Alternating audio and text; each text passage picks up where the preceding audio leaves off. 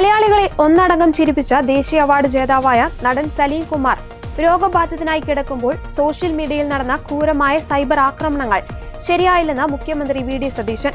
അദ്ദേഹം സുഖമില്ലാതെ വെന്റിലേറ്ററിൽ മരണത്തോട് മല്ലടിച്ചു കിടക്കുമ്പോൾ ചത്തുകൂടെ എന്ന് തുടങ്ങിയ അങ്ങേയറ്റം മോശകരമായ ചോദ്യങ്ങളാണ് സമൂഹ മാധ്യമങ്ങളിൽ ഉയർന്നത്.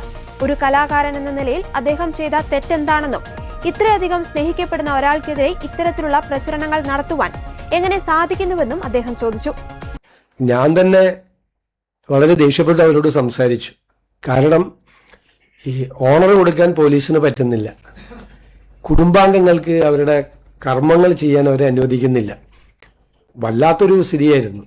അപ്പോൾ ഞാനാണ് ആദ്യം അതിനോട് പ്രതികരിച്ചത്, നിങ്ങൾ മാറി നിൽക്കണം, കുടുംബത്തിന് ഈ കർമ്മങ്ങൾ ചെയ്യാൻ അവരെ അനുവദിക്കണം എന്ന് പറഞ്ഞത്.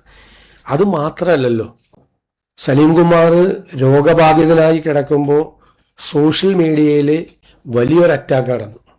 ചത്തുകൂടെ എന്നാണ് ചോദിച്ചത്. എന്താണ് ആ മനുഷ്യൻ ചെയ്ത തെറ്റ്? മരിച്ചു കഴിഞ്ഞിട്ടും വളരെ മോശമായ രീതിയിലുള്ള സോഷ്യൽ മീഡിയ പ്രചരണം നടന്നു. ഇത് നമ്മുടെ കേരളത്തിലാണോ ഇത് നടക്കുന്നത്? ദേശീയ അവാർഡ് നേടിയ ഒരു നടനാണ്, മലയാളികളെ കുടുകൂടെ ചിരിപ്പിച്ച ഒരു നടനാണ്. എല്ലാവർക്കും ഇഷ്ടമുള്ള ഒരാളെ കുറിച്ച് എന്തും സോഷ്യൽ മീഡിയയിൽ പ്രചരണം നടത്താമോ? ചത്തുകൂടെ എന്നാണ് ചോദിച്ചത്, സുഖമില്ലാതെ ഒരാൾ കിടക്കുമ്പോൾ. ഇതാണ് നമ്മുടെ കേരളം. ആരാണ് ഇതിന്റെ പുറകിൽ? ഈ ക്യാമ്പയിന്റെ പുറകിൽ?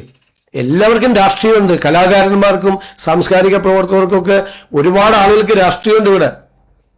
ഒരുപാട് പേർക്ക് അവരുടെ രാഷ്ട്രീയത്തിന്റെ പേരിൽ ഒരാൾ സുഖമില്ലാതെ വെന്റിലേറ്ററിൽ മരണത്തോട് മല്ലടിച്ച് കിടക്കുമ്പോൾ നടത്തിയൊരു ക്യാമ്പയിൻ ഉണ്ടല്ലോ, ഇത് നമ്മുടെ കേരളത്തിന് യോജിച്ചതല്ലത്. കേരളം അത് തിരിച്ചറിയും.